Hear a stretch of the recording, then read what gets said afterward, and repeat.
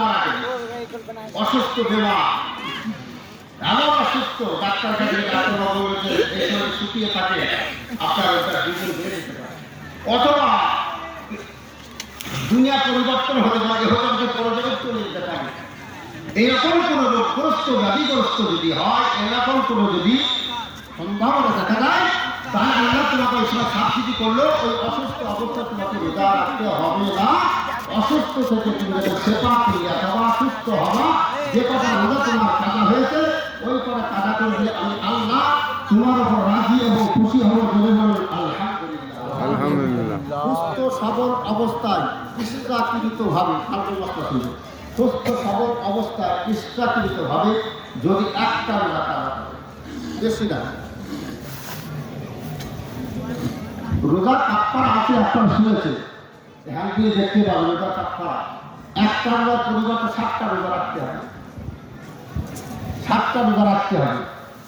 এবার রোজা রাখতে রাখতে 59টা হয়েছে, কোন কারণবশত একটা ভাঙা হয়েছে, আবার একটা 7টা, তাহলে একটা রোজার পরিবর্তে কাফারা স্বরূপ, ফিসাল স্বরূপ, দলিপানা বলে আপনার 4 মাস একটা রোজার পরিবর্তে। এর অবস্থাটা কোন জায়গায় যাচ্ছে?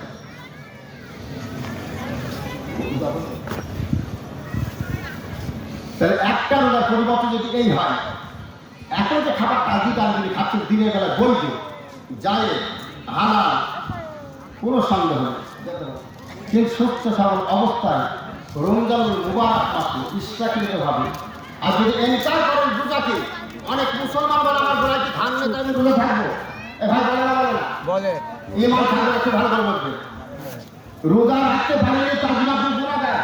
কোন মুফতি সাহেব, মৌলানা সাহেব আপনাকে বেঈমান কাফেরে ফতোয়া দিয়ে ক্ষমা করেন, আপনি বড় দায়ী, কবিরা গুনাহগার, আল্লাহ ক্ষমা করেন, আপনার আল্লাহর ব্যাপার সেটা। কিন্তু রোজাকে যদি কেউ ইনকার করে, রোজাকে যদি কেউ অস্বীকার করে, সে কিন্তু কাফের হবে। আর কাফের হয়ে গেলে তার বিবি থাকবে মুমিনা, আর সে হবে কাফের। বিবাহের বন্ধনটা তালাক নামা, তালাক কথা বলতে হবে না, বিবাহটা ছুটে যাবে। ওই অবস্থায় যদি মিলামেশা করে তার সন্তান জন্মগ্রহণ করে, হারাম জায়গায় সন্তান হবে, আমবাগান, জামবাগান, কাঁঠাল বাগান অপারেশনে জিনা করে সন্তান হয়, তবে হারাম জায়গা সন্তান খুব হুঁশিয়ার। রোজা রাখতে পারেননি, কোনো কারণবশত অনুতপ্ত হন, দুঃখিত হন, এনকার নাই, অস্বীকার নাই, আমার বলে ধ্যান নিতে আমাদের 11টা মাস আমাদের খাওয়াতে, আর রোজার মাসে আসলে আমরা খেতে পারবো না, বলে না, বলে না, এই গ্রামের বড় আমাদের এলাকায় আছে, এসব মুসলমানের বহুত আলেম ওলামা গ্রামে সব, আমাদেরকে এইরকম বাজে মন্তব্য, বাজে ভাষা, বাজে কথাবার্তা জানতে আপনাদের অনুরোধ করছি। আপনারা বলুন, আল্লাহ নবী পৃথিবীর কোনো মানুষের জন্য, ইমানদারের কথা বলছি, বেঈমান কাফের মুসলিম মোতাকাব্বির মোতায় যত শ্রেণীর মানুষ আছে, যত অত্যাচার জুলুম করেছে নবী পাকের উপরে, কোনো নবী, আমার আপনার নবী পৃথিবীর কোনো মানুষের লানতের দোয়া কি করেছে? আযাব গজবের দোয়া করেছে? পরে মক্কা শরীফ পরিত্যাগ করে মদিনা শরীফে গেছে। যে হেরা পর্বত পাহাড়টা, আমি ওই পর্বতের পাহাড়ের উপরে উঠেছি, নবী পাক যে জায়গায় ঢুকিয়েছিল আমি ওর ভেতরে ঢুকেছি। আমি যখন হসপিটালে দিচ্ছি আমার 32 থেকে 33 বছর বয়স, খুব অল্প বয়সে আপনাদের দেখতে আল্লাহ আমাকে নিয়ে যাচ্ছে। জাবালে নূর, জাবালে রহমত, জাবালে সব সমস্ত পার্বতীদের যুবক ছেড়েছে। হ্যাঁ, তা আমার মতো 9 জন যুবকের মুক্তার নামতে 3.5 ঘন্টা সময় লেগে 4 থেকে 5 থেকে পেপসি কিনে ওসব পাওয়া যাবে, ওখানে সব বসে আছে পেপসি দিয়ে, পেপসি কিনে খেতে হয়েছে। তাই আমার ধান ছুটি গেছে, জামা ছুটি হয়ে গেল, চিন্তা করে আল্লাহ, আমি একজন নওজোয়ান তরুণ যুবক, আমার যদি এই কষ্ট হয়, আমার নবী পাক রাতের অন্ধকারে বেঈমানদের অত্যাচার পিছনে ধাওয়া করেছে, তাই কত কষ্ট করছে এই ইসলামের খাতিরে, এই দিনের খাতিরে, এই কোরআনের হেফাজতে, এই ইমানের হেফাজতের জন্য আপনারা আমার নবী করেছেন, তবু তাদের জন্য বদদোয়া করেন। গাছ মুবারক শহীদ হয়েছে, বদদোয়া করিনি, শরীরে পাথরের রক্তবার হয়েছে, বদদোয়া করিনি। আপনাদের ইমাম সাহেব মসজিদে যে জায়গায় দাঁড়িয়ে খুতবা দেয়, ওটার নাম মেম্বার বলে, তাই তো মেম্বার, আর যে জায়গায় দাঁড়িয়ে নামাজ পড়েন ওর নাম হচ্ছে দেহরা। মদিনা মসজিদে, পৃথিবীতে যত মসজিদ আছে, মসজিদ মানেই আছে আল্লাহ ঘর। একটা মসজিদ আছে, এই মসজিদ আমার নবী পাকের ঘর, মসজিদ নববী শরীফটা। মদিনা শরীফের যে মসজিদটা, এই মসজিদ আমার নবী পাকের মসজিদ। জোরে বলুন সুবহানাল্লাহ। তাম পৃথিবীর যত মসজিদ আছে সব হচ্ছে আমার আল্লাহ। সেই মসজিদ নবীর মেম্বারে নবী আমার বললেন আমিন। সাহাবাই কিরামগণ জিজ্ঞাসা করে হুজুর আপনি আমিন বললেন কেন? বলে এই মসজিদে আঁকি জিব্রাইল, আমার ভাই জিব্রাইল আলাইহিস সালাতু ওয়াস সালাম আমাকে সে জানিয়ে দিয়ে গেল পৃথিবীর ওই মানুষগুলো ধ্বংস হোক, পৃথিবীর ওই মানুষগুলো লোকসানের মধ্যে পড়ুক, পৃথিবীর ওই মানুষগুলো ক্ষতির মধ্যে পড়ুক, যারা মাহের রমজানুল মুবারকের রোজা পেল পাওয়া সত্ত্বেও ওদের জীবনের গোনা খাতাগুলোকে ক্ষমা করে নিতে পারলো না। জিব্রাইল বলল ধ্বংস হোক, আমি নবী বললাম আমিন, আল্লাহ কি কবুল করুন।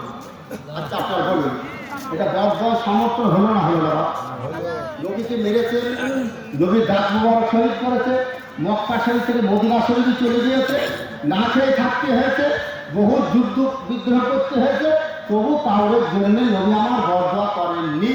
কিন্তু এই ক্ষেত্রে মুসলমানদের জন্য রোজা তো মুসলমানরা রাখে না, ভাইটারা রাখে, হ্যাঁ রোজা তো মুসলমান রাখে, তাই মুসলমানরা রোজা রসুল বললেন যারা মাহের রমজানুল মুবারক পেল, তাহলে মুসলমানরা মাহের রমজানুল মুবারক পেল নাকি?